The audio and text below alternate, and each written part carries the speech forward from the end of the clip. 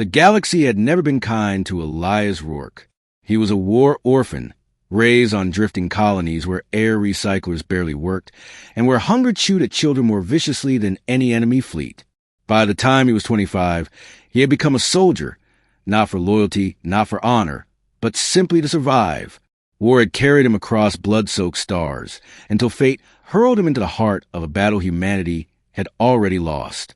His unit was ambushed by the Zytherians, a ruthless alien empire known for their queens who ruled with absolute power. Humans whispered legends about them. Rulers with beauty so unearthly it could blind, cruelty so vast it could hollow out planets. Elias was the only one captured alive. Shackled in chains of liquid metal, he was dragged into the throne chamber of Queen Zythera herself. The chamber was vast, its walls carved from obsidian crystal, glowing with veins of molten light.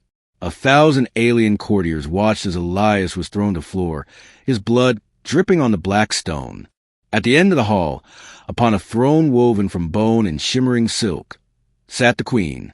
She was nothing like the grotesque monsters Elias had fought on the battlefield.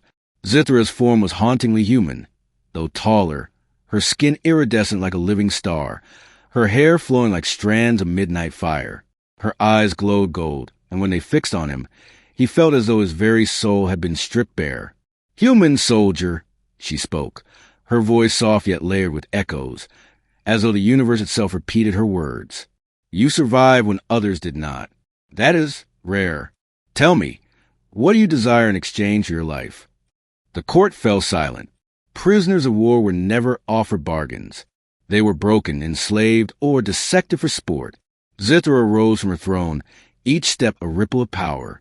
With a flick of her wrist, servants dragged forward a chain of slaves, alien captives from conquered worlds, their eyes hollow with despair. "I offer you a gift," the queen said. "Take as many of these as you wish. They will serve you until death. You may rule them, break them, use them. This is the mercy of Zythera." The court erupted in whispers. A human being granted slaves by the queen? It was unthinkable. Elias raised his head, his jaw tight. He looked at the broken figures kneeling before him. Creatures with shackled wrists, bodies trembling in fear. His stomach twisted with disgust. He remembered his own childhood, watching soldiers take children like him as spoils of war. He spat blood on the floor. "I don't want your slaves." A ripple of shock tore through the chamber. Some aliens hissed. Others laughed cruelly. Zythera tilted her head, her golden eyes narrowing. "Then speak, human. What do you want? Riches? Weapons? Freedom?" Elias stood slowly, though his knees threatened to buckle. He forced himself to meet her gaze. His voice came out raw but steady. "I want your hand." The hall froze. Silence heavy as gravity itself pressed down on every soul present. Even the molten veins in the walls seemed to dim. Zythera blinked once, twice. For the first time in centuries, her perfect composure faltered. "My hand." "You heard me," Elias said. "Not your slaves. Not your mercy. If I'm to live, I want you." Gasps broke out. Courtiers shouted in fury. One alien general bared his fangs and hissed. "Insolence! The queen should vaporize this insect." But Zythera raised a hand, silencing them all. Her expression was unreadable. Slowly, she descended from her throne, the hem of her gown trailing like liquid night. She circled Elias, her sharp gaze raking over him as though measuring his soul. "You would bind yourself to me? To a being who has burned worlds? To a queen who could end you with a thought?" She whispered, close enough that he could feel her breath.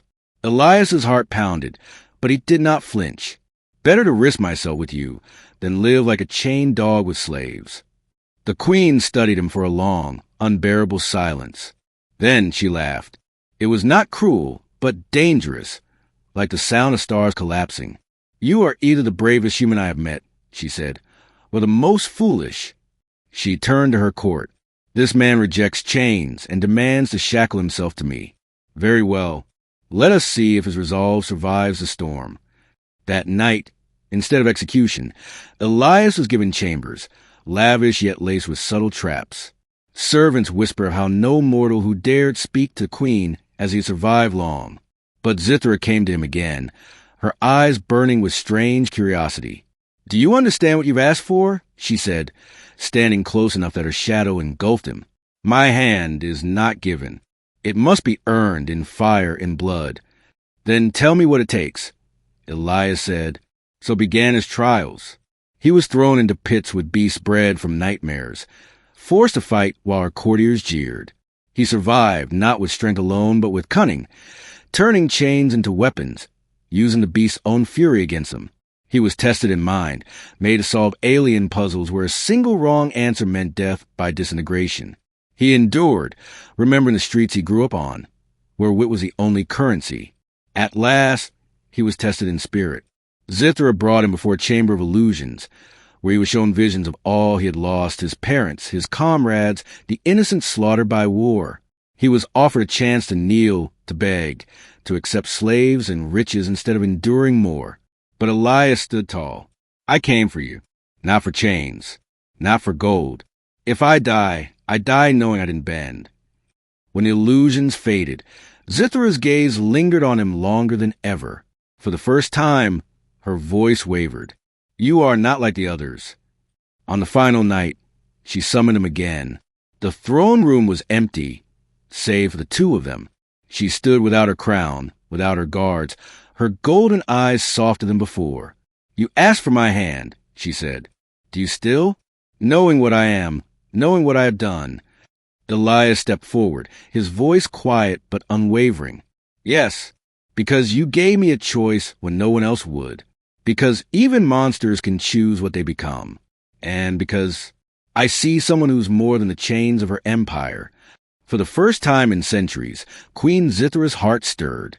No slave had ever looked at her without fear. No ally had ever dared to desire her beyond her throne. She extended her hand, long and elegant, trembling faintly. "Then take it, human. But know this, by taking it, you do not become my slave. You become my equal, and my enemies will be yours." Elias clasped her hand, his callous fingers closing around hers. The molten veins in the chamber flared to life, the throne hall shaking as though the universe itself bore witness. The courtiers would later call it madness. They would whisper that the queen had bound herself to a mortal. But Zithra did not care. For the first time, she had chosen, not as a ruler, but as a woman. And Elias Rourke, the orphan of war, became something far greater than a survivor.